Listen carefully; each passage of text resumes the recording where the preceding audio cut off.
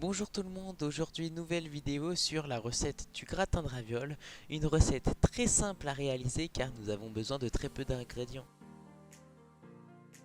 Pour les ingrédients, nous aurons besoin d'un paquet de ravioles, 80 g de fromage et 25 centilitres de crème fraîche. Et pour les plus gourmands, du sel et du poivre. Sans plus tarder, c'est parti! Avant de cuisiner, très important, n'oubliez pas de vous laver les mains.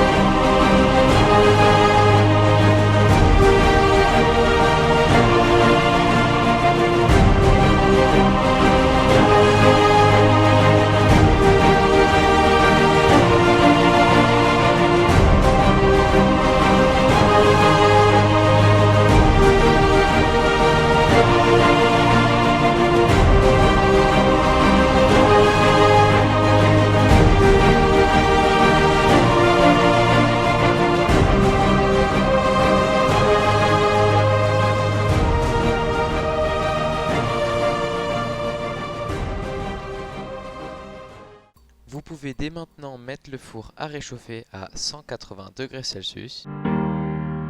Bien évidemment, avant de mettre le four à réchauffer, il faut vérifier qu'il n'y ait rien dedans pour ne pas brûler la maison.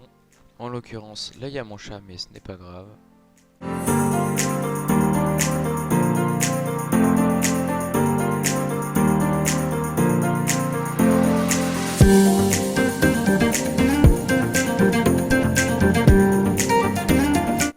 Pour beurrer votre plat, vous pouvez utiliser du beurre ou n'importe quelle huile. Moi en l'occurrence j'utilise de l'huile de coco parce que chez moi c'est un peu la hesse et j'ai pas de beurre.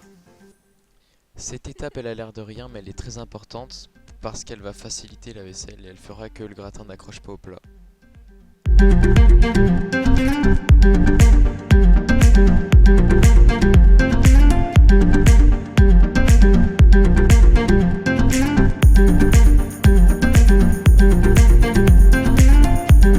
Une fois que votre plat est beurré, vous pouvez ensuite ouvrir le pot de crème et ne pas galérer comme moi.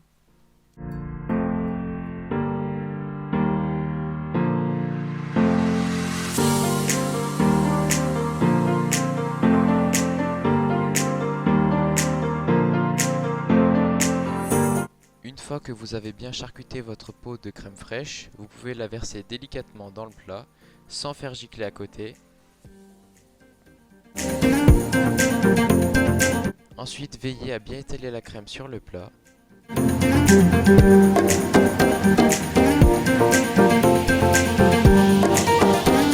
Nous allons ensuite passer à la première couche de ravioles du gratin. Donc décollez-la délicatement de son emballage et veillez à l'étaler à ce que cela forme une première couche bien plate.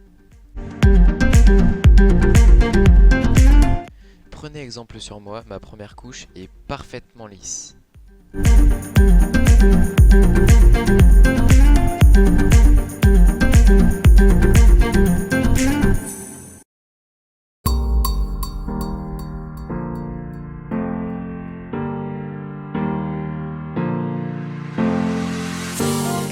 Quand la première couche de ravioles est finie, munissez-vous de votre fromage râpé et dispersez-le délicatement, je dis bien délicatement, sur la première couche de ravioles afin de former une petite couche magnifique. On va ainsi faire la deuxième couche de la même façon que la première.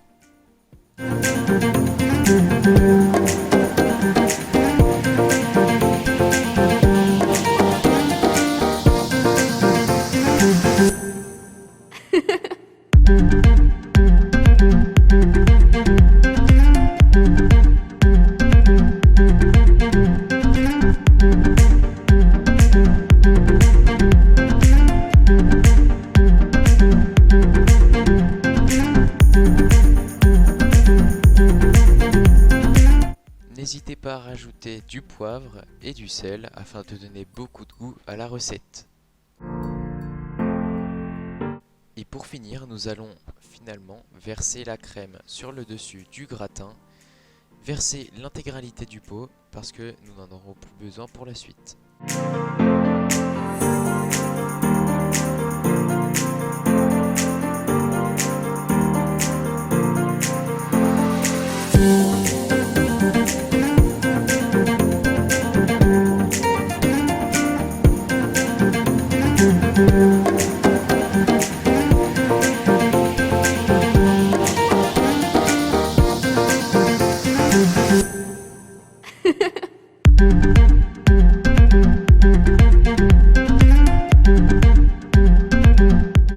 Versez la fin du fromage râpé sur le gratin afin que le dessus du gratin brunisse à la cuisson et donne un aspect croustillant.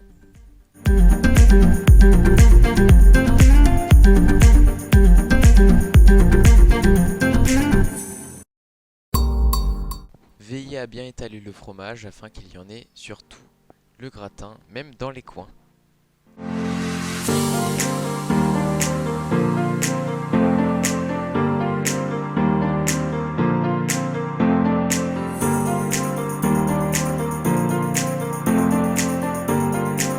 L'étape la plus importante de la recette est l'enfournage. Attendre que le four soit bien à la bonne température, c'est-à-dire 180 degrés Celsius, et mettre le gratin dans le four. Et c'est parti pour 15 à 20 minutes de cuisson.